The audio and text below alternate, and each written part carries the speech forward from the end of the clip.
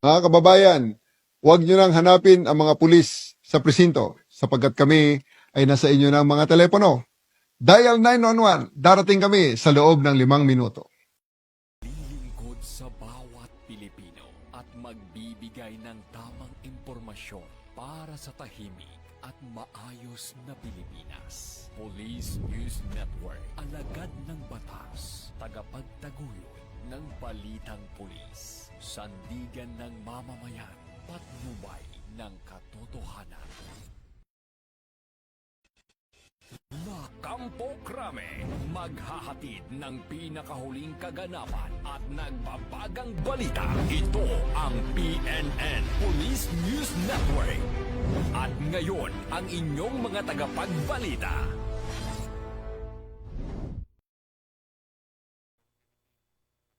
Ang tagapagbalita, NUP Loreto Bonifacio Concepcion. At ngayong araw ng Lunes, panibago na namang beauty queen ang ating mga kasama ngayong araw bilang special guest co-host. Walang iba kundi si Ms. Stephanie Ladignon, Miss Global Universe Philippines 2025. Magandang umaga sa iyo, Mrs. Stephanie, at welcome po sa ating programa. Bumati muna kayo sa ating mga ka-PNM, Ms. Stephanie. Magandang umaga po, Sir Eton, at sa ating mga tagapanood ngayon. Huwag po nating kalimutang i-like, i-follow at i-subscribe ang page ng Philippine National Police, Police Community Affairs and Development Group, PKG Tagapag-Ugnay at Police News Network. Kami po ay maghahatid sa inyo ng tamang balita, kwento ng pulis at serbisyo para sa mamamayan. At ito ang PNP News Online. Ang pangunahing balita ng Police News Network, alagad ng batas, tagataguyod ng balitang pulis.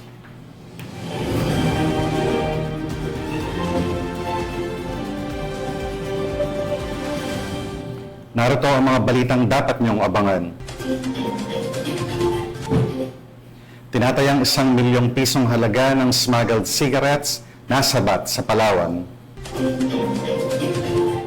Miyembro ng Communist Terrorist Group sumuko sa mga otoridad sa Eastern Samar. At police response mas pinaigting. Chief PNP Police General Torre ikinatuwa ang feedback ng publiko.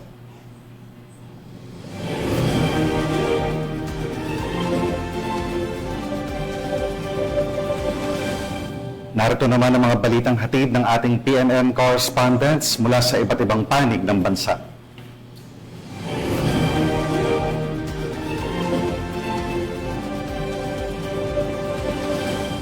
Simulan natin ang balita mula sa bahagi ng Luzon.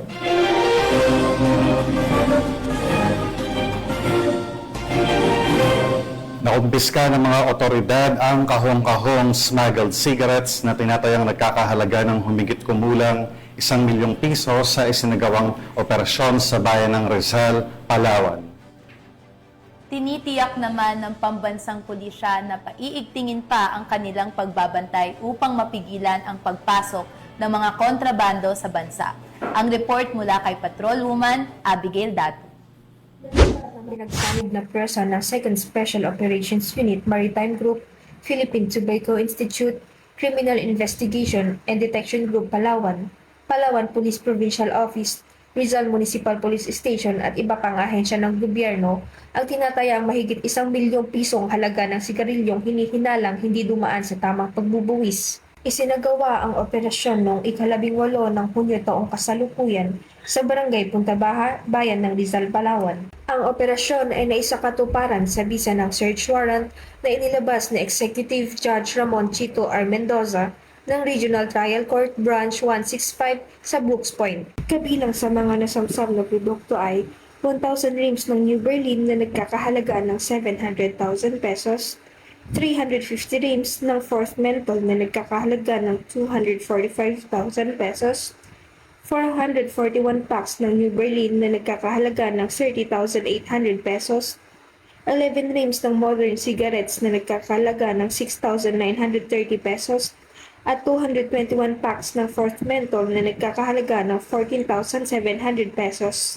Arestado sa nasabing operasyon ng isang lalaki na kinikilalang si alias Melnor, 47 years old at residente ng Barangay Punta Baja, Rizal, Palawan. Ang suspect ay maharap sa kasong paglabag sa Section 1401 ng Republic Act No. 10863 o Customs Modernization and Tariff Act at Section 6 ng Republic Act No. 10643 o Graphic Health Warnings Law.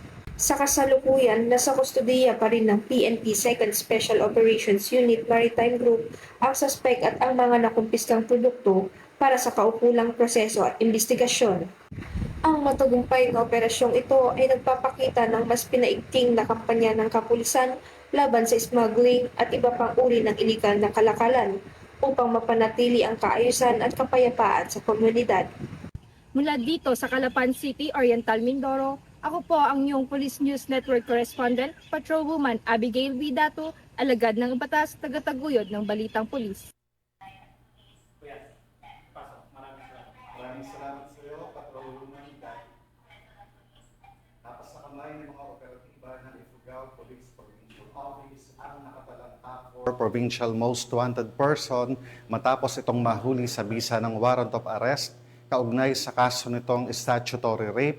Yan ang tinutukan ni Patrolwoman Jesly Sabado. Ng mga tauhan ng Ifugao Police Provincial Office, ang number 4 Provincial Top Most Wanted Person sa sitio Ibulaw, Bagingig, Kiangan, Ifugao, Kamakailan. Kinilala ni Police Colonel Jeremias G. Oyawon, Provincial Director ng Ifugao PPO, ang suspect bilang isang 40 anyos na lalaki, isang trabahador at residente ng Bolog, Kiangan, Ifugao. Ang nasabing akusado ay inaresto sa bisa ng warrant of arrest na inisyo ni Judge Romeo Oyami Habiling, Regional Trial Court, Branch 14, Lagawe, noong Hunyo 9 taong kasalukuyan sa kasong 3 counts statutory rape kaugnay sa Section 5B, Article 3 ng RA 7610. Ang akusado ay kasalukuyang nasa kustodiya ng Kiangan Municipal Police Station para sa dokumentasyon bago ang turnover sa nasabing korte. Samantala, naging matagumpay ang pag-aresto sa nasabing akusado sa pagsisikap ng pinagsanib na operatiba ng Ifugao PNP sa pangunguna ng Kiangan Municipal Police Station, katuwang ang mga tauhan ng RMFB 15 at Regional Intelligence Unit 14. Tiniyak naman ni Police Colonel Uyawon sa publiko na lalong papaigtingin ng Ifugao PNP ang kanilang operasyon upang mahuli ang mga lumalabag sa batas at masiguro ang kaligtasan ng mga mamamayan sa buong lalawigan ng Ifugao. Mula dito sa Baguio City, ako yung PNN Correspondent, Patrolwoman Jesly Sabado, alagad ng batas, tagataguyod ng Balitang Pulis. Maraming salamat, Patrolwoman Sabado. Kalaboso ang isang lalaking drug suspect ng Taguig PNP matapos mahulian ng mahigit 100,000 pisong halaga ng shabu sa isinagawang bypass operation sa Western Bicutan, Taguig City. Nakipalita dyan si Patrolwoman Ivy Corporal. Arestado ang isang bagong tukoy na drug suspect sa bypass operation ng mga tauhan ng Taguig City Police Station sa Barangay Western Bicutan, Taguig City.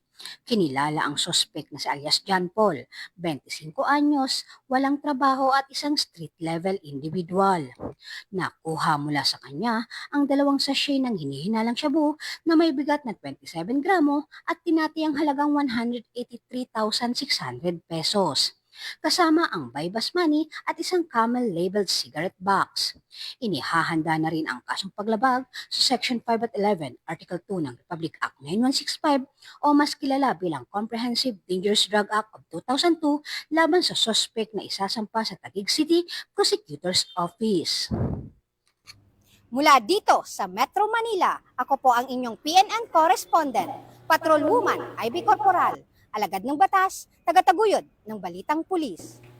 Maraming salamat sa iyo, Patrolwoman Corporal. Pinangunahan ni Police Lieutenant General Jose Melencio Nartates Jr., Deputy Chief PNP for Administration, ang turnover of command ceremony sa Camp Florendo San Fernando, La Union, kung saan formal na umupo si Police Brigadier General Dindo Reyes bilang Regional Director ng Police Regional Office 1. Alamin ang mga naging kaganapan mula kay Police Corporal Rafi Beloria. Makasaysayang turnover of command ceremony ang naganap noong ika-21 ng Hunyo taong kasalukuyan sa Camp Brigadier General Oscar M. Florendo, Parayan, San Fernando City, La Union, kung saan formal na tinanggap ni Police Brigadier General Dindo R. Reyes ang kanyang tungkulin bilang Regional Director ng Police Regional Office 1. Humalili si Police Brigadier General Dindo R. Reyes kay Police Brigadier General Lou F. Evangelista na naglingkod ng 1 taon at 6 na buwan sa parehong posisyon. Sa ilalim ng kanyang pamumuno, nagtagumpay ang Police Regional Office 1 sa pagpapaigting ng kapayapaan, seguridad at mga makabulahang inisyatiba gaya ng Police Community Academy at modernisasyon ng kagamitan at pasilidad. Pinangunahan naman ni Police Lieutenant General Jose Melencio C. Nartatis Jr., Deputy Chief PNP for Administration ang seremonya bilang kinatawan ng hepe ng Pambansang Pulisya ng Pilipinas na si Police General Nicolas de Torre III. Dumalo sa okasyon ang mga opisyal mula sa iba't ibang ahensya ng pamahalaan, buong puwersa ng PRO1 at mga panauhing nagbibigay suporta sa lokal na kapulisan. Sa kanyang talumpati, taus-pusong nagpasalamat si Police Brigadier General Dindo R. Reyes sa tiwalang ibinigay sa kanya ng pamunuan ng Philippine National Police. Ibinahagi rin niya ang kanyang malinaw na direktiba sa Police Regional Office 1. Ang ating pulis ay dapat maaasahan, malalapitan at mapagkakatiwalaan. Maging pulis tayo na iginagalang hindi dahil sa takot, kundi dahil sa tiwala, aniya. Ipinahayag din niya ang buong suporta sa mga tagubilin ng Chief PNP at ang kanyang layunin na higit pang patatagin ang presensya ng pulisya sa mga komunidad ng Ilocos Region. Ang makabuluhang seremonya na ito ay nagpapakita ng matibay na paninindigan ng Philippine National Police sa patuloy na pagpapatupad ng epektibong serbisyong pampubliko at pagpapanatili ng kapayapaan sa buong rehiyon. Mula dito sa Ilocos Region, ako ang inyong PNN correspondent, Police Corporal Rafi Viloria, alagad ng batas, tagataguyod ng Balitang Pulis.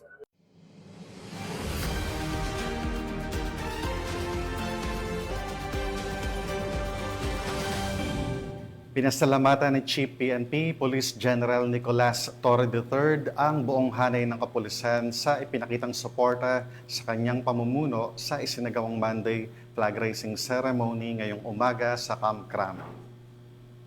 At the outset, let me thank you all for the support that you've given me in the almost 1 month that I'm here as your Chief of the Philippine National Police.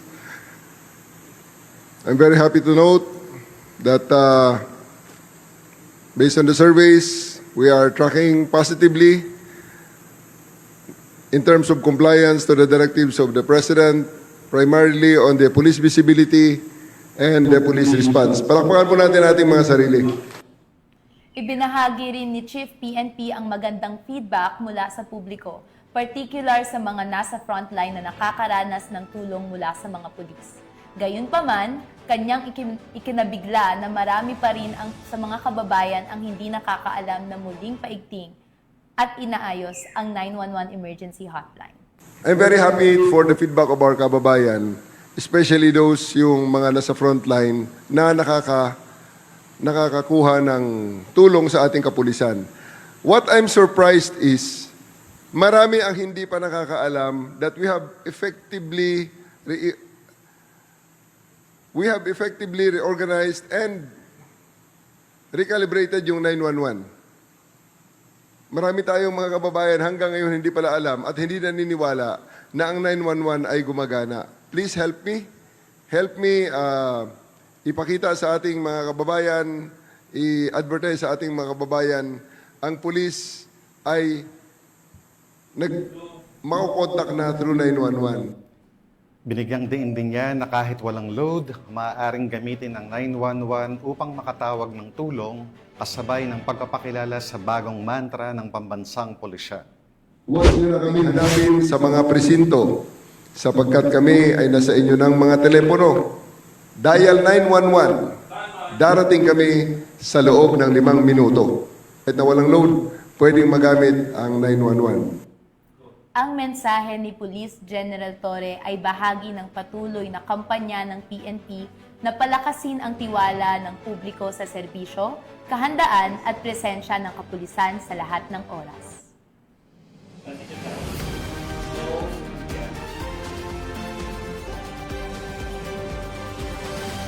Tunghayan naman natin ang mga balita mula sa Visayas.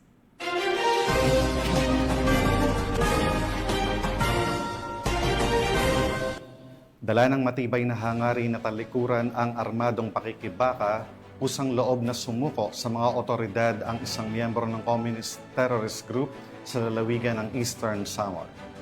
Patuloy naman ang panawagan ng mga otoridad sa mga natitira pang kasapi ng rebeldeng grupo na magbalik loob sa pamahalaan at makiisa sa adhikain para sa kapayapaan at kaunlaran ng bansa.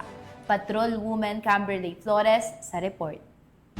Voluntaryong nagbalik loob sa pamahalaan ang isang miyembro ng Communist Terrorist Group sa Barangay Makapagal, General MacArthur, Eastern Samar. Ang pagbabalik loob ay resulta ng matagumpay na pakikipagnegosasyon ng mga tauhan ng 2nd Eastern Samar Provincial Mobile Force Company kasama ang Provincial Intelligence Team Eastern Samar Provincial Intelligence Unit sa aktibong suporta ng Kasimbayanan at Advocacy Support Group. Isinuko rin ng nasabing surrendery ang isang unit caliber .38 revolver at 4 na bala. Samantala, nakatanggap naman ang nagbalik loob ng agarang tulong na bigas at grocery items mula sa mga kapulisan. Ang nasabing surrendery ay nasa kustodiya ng 2nd Eastern Samar PMFC para sa facilitation ng kanyang posibleng enrollment sa programa ng ating gobyerno na Enhanced Comprehensive Local Integration Program o ECLIP. Patuloy ang panawagan ng pambansang pulisya sa iba pang mga miyembro ng CTGs na iwaksi na ang maling ideolohiya at magbalik loob sa ating pamahalaan upang makasama ang pamilya, mamuhay ng payapa at patuloy na sumuporta sa mga programa ng ating gobyerno. Mula dito sa Eastern Visayas, ako ang inyong PNN correspondent, Patrolwoman Flores, alagad ng batas, tagataguyod ng Balitang Pulis. Maraming salamat sa iyo, Patrolwoman Flores. Samantala, nasa kote ang 3 bypass target sa isinagawang matagumpay na operasyon laban sa illegal na droga sa Cebu City, kung saan nasabat ang halos 700,000 pisong halaga ng hinihinalang shabu mula sa mga suspect. Nakatutok dyan si Patrolwoman Judith Nicanor. Tatlong katao matapos itong mahulihan ng nasa halos 700,000 halaga ng hinihinalang shabu sa isang bypass operation na isinagawa ng mga operatiba ng Police Station 6 sa Tupa Street, Barangay Sawang, Calero, Cebu City nito lamang nakaraan. Kinilala ni Police Captain Giancarlo Reyes, Station Commander ng Police Station 6, Cebu City Police Office, ang suspect na si alias Makoy, 45 anyos, residente ng Villa Kalubihan, Barangay Basak, San Nicolas, Cebu City. Nahuli din ang kanyang mga kasamahan na sina Ramil, 39 anyos, at Maisel, 43 anyos na kapwa residente ng nabanggit na lugar. Bandang alas 3 Gs ng madaling araw nang ikinasa ang naturang operasyon na humantong sa pagkadakip ng 3 sospek. Nakuha mula sa kanilang pag-iingat ang 10 pakete ng hinihinalang shabu na may kabuang timbang na 100.89 grams at may tinatayang halaga na 686,052 pesos. Bypass money at purple pouch na ginamit bilang lagayan ng mga iligal na droga. Kasong paglabag sa Section 5 at 11 Article 2 ng Republic Act 9165 o Comprehensive Dangerous Drugs Act of 2002 ang kakaharapin ng mga suspect na kasalukuyang nakadetene sa nasabing tanggapan. Walang tigil ang mga kapulisan sa kanilang operasyon laban sa iligal na droga upang mapanagot ang mga individual na nasa likod ng mga iligal na gawain na ito. Mula dito sa Cebu City Police Office, ako ang inyong Police News Network correspondent, Patrolwoman Judith Nicanor, alagad ng batas, tagataguyod ng Balitang Pulis. Narito naman ang mga balita mula sa bahagi ng Mindanao.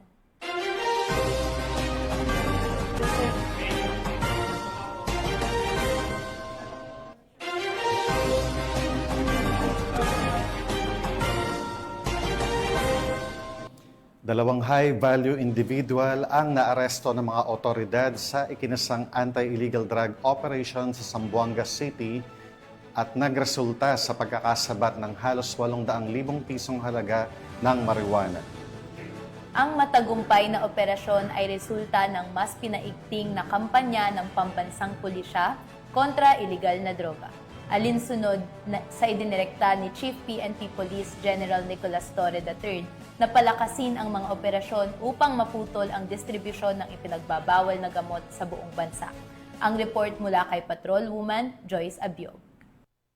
Dalawang individual sa sinagawang bypass operation ng mga tauhan ng Regional Drug Enforcement Unit 9, katuwang CIDG Zamboanga City Field Unit 904th MCRMFB 9, PDEA 9 Zamboanga City Office, 50th Special Action Company ng 50th Special Battalion at Zamboanga City Police Station 7 sa Kilometer 6, Barangay Pasanangka, Zamboanga City. Ang matagumpay na operasyon ay nagresulta sa pagkakaresto ng dalawang suspect na kinilalang sina alias Lim, 19 na taong gulang, isang estudyante at residente ng San Jose Guso, Zamboanga City, at alias Arthur, 23 taong gulang, isang mekaniko at residente ng Luyahan, Zamboanga City. Nakumpiska mula sa mga suspect ang tinatayang 7 kilo ng hinihinalang marijuana na may kabuuang halaga ng humigit kumulang 840,000 pesos. Sa kasalukuyan, ang mga nakumpiskang ebidensya ay dinala na sa Regional Forensic Unit 9 para sa masusing pagsusuri, habang ang dalawang suspect ay nasa kustudiya na ng Zamboanga City Police Office para sa tamang dokumentasyon at disposisyon. Mula rito sa Zamboanga Peninsula, ako ang inyong PNN correspondent, Patrolwoman Joy Sabiog, alagad ng batas, tagataguyod ng Balitang Pulis. Maraming salamat sa iyo, Patrolwoman Abiog. Samantala, dahil sa mabilis na pagresponde ng mga otoridad sa isang riding in tandem shooting incident, naaresto ang isang suspect habang nasawi naman ang kanyang kasamahan matapos manlaban sa mga rumespondeng polis at militar sa Cotabato City. Tunghayan ng ibang detalye mula sa report ni Patrolwoman Leonora Gawang. Isa ang nasawi habang isa pa ang naaresto sa mga suspect na sangkot sa riding and tandem shooting incident matapos ang naganap na engkwentro sa pagitan ng mga operatiba ng Cotabato City Police at Militar nito lamang ika-20 ng Hunyo taong kasalukuyan sa Doña Pilar Street, Poblacion 4, Cotabato City. Kinilala ang dalawang biktima ng pamamaril na sina alias Abdul, 41 na taong gulang at si alias Nino, 46 na taong gulang na kapwa residente ng Poblacion 4, Cotabato City at ang dalawa ay kasulukuyang nagpapagaling sa paggamutan. Samantala, kinilala naman ang naarestong suspek na si alias Homie, 24 na taong gulang, residente ng Puruktu, Ampatuan, Maguindanao del Sur. Ayon sa ulat, agad na rumesponde ang mga tauhan ng Marine Battalion Landing Team 5 at Cotabato City Police Office matapos makatanggap ng ulat ukol sa pamamaril sa nasabing lugar na nagresulta sa pagkakasugat ng dalawang biktima. Habang nagsasagawa ng follow-up operation, namataan ng mga otoridad ang dalawang lalaki na sakay ng motorsiklo na tumutugma sa deskripsyon ng mga salarin. Nang tangkain silang pahintuin, agad umanong bumunot ng baril ang isa sa mga suspek na nauwi sa palitan ng putok. Napatay on the spot ang nasabing suspek habang ang kanyang kasamahan ay nagtangkang tumakas ngunit agad ding naaresto. Samantala, patuloy ang isinasagawang investigasyon ng Cotabato City Police Office at mga kasandaluhan upang alamin ang motibo sa likod ng krimen at matukoy ang iba pang mga posibleng kasabwat ng mga suspek. Mula rito sa rehiyon ng Bangsamoro, ako si Patrolwoman Leonora Gawang, nagbabalita para sa Police News Network, alagad ng batas, tagataguyod ng Balitang Pulis. Maraming salamat, Patrolwoman Galang. Sa patuloy na anti-illegal drug operation ng PNP, hindi na nakapalagpa ang 3 drug suspect matapos mahuli sa isinagawang bypass operation ng mga otoridad sa Tagoloan, Misamis Oriental. Magbabalita dyan si Patrolwoman Riza Sahonia. Ila kabuk. Sarap. Sarap kabuk. Arestado ang 3 drug suspects sa isinagawang joint bypass operation ng mga operatiba ng Taguluan Municipal Police Station, Barangay Baluarte, Taguluan, Misamis Oriental. Kinilala ni Police Major Renz Marion Serrano, officer in charge ng Taguluan Municipal Police Station, ang mga drug suspect na sina alias Dong, alias Obet at alias Ren, mga lalaki at residente ng nasabing lugar.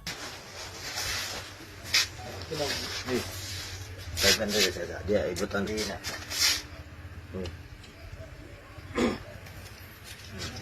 Sila ka upat.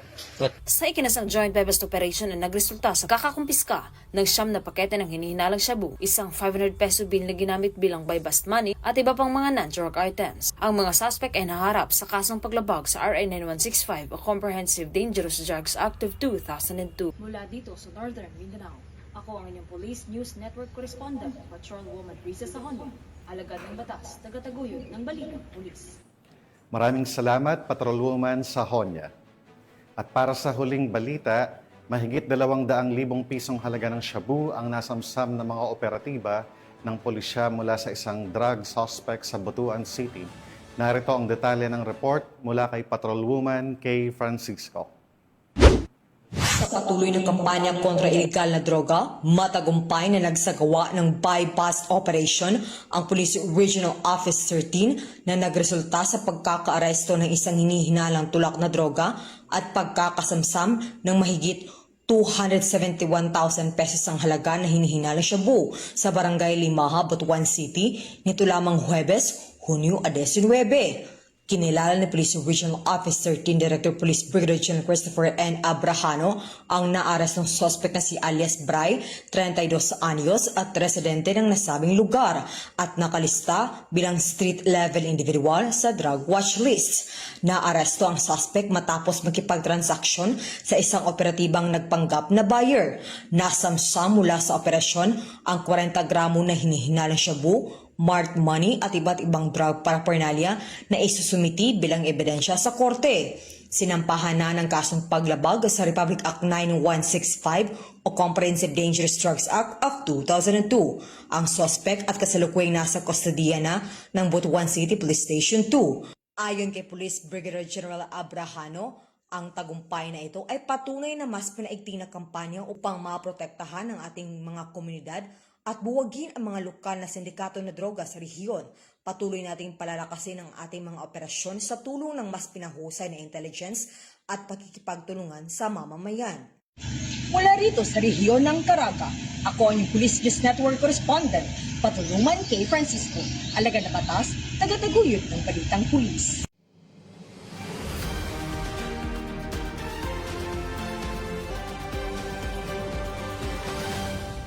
At yan ang mga balitang nakalap ng ating PNN correspondents mula Luzon, Visayas at Mindanao. At bago po tayo magtapos, gusto ko pong magpasalamat sa masusugid na nanonood ng Police News Report at syempre sa ating guest co-host, Mrs. Stephanie Ladignon, na lalaban actually sa Singapore nito pong July 1 to 16. So, hinihingi natin ng suporta ng lahat ng ating manonood para sa laban na ito ni Mrs. Stephanie para syempre, sa bansang Pilipinas. At maaari din po akong humingi ng suporta sa inyo sa pamamagitan ng pagboto sa amin online sa Miss Global Universe website. So doon po mapapakita niyo po yung pagsuporta sa akin at pangako ko po sa inyo na ilalaban natin ang buong Pilipinas.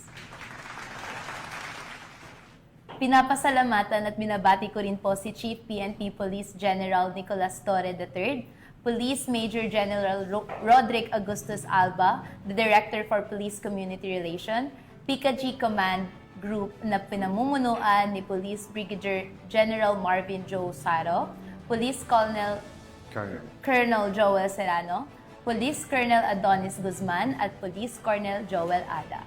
Sa lahat ng personnel ng Police Community Affairs and Development Group at sa lahat ng magigiting na pulis sa buong bansa. Maraming salamat sa inyong serbisyo para sa isang ligtas na pamayanan.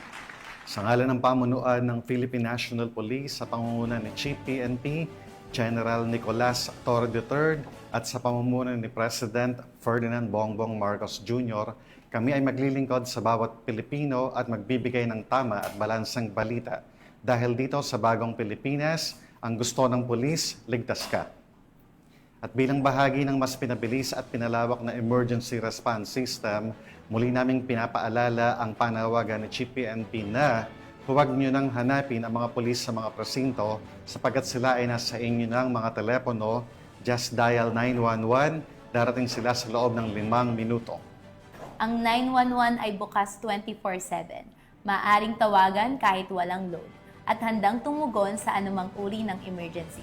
Ipagbigay alam sa inyong pamilya, kaibigan at komunidad. Sa panahon ng pangangailangan, 911 ang iyong katuwang. Mula rito sa tanggapan ng tagapag-ugnay ng Pambansang Pulisya, kami ang inyong tagapagbalita, NUP Loreto Bonifacio Concepcion. At ako naman po si Stephanie Ladignon, Miss Global Universe Philippines 2025, Maghahatid ng tamang balita, kwento ng pulis at serbisyo para sa mamamayan. At ito ang PNP News Online. Ang pangunahing balita ng Police News Network.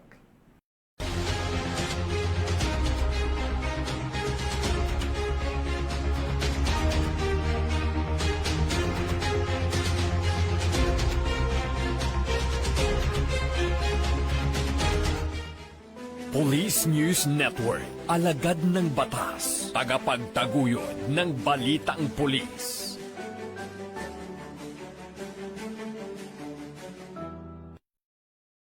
Mga kababayan, huwag nyo nang hanapin ang mga pulis sa presinto sapagkat kami ay nasa inyo ng mga telepono. Dial 911, darating kami sa loob ng 5 minuto.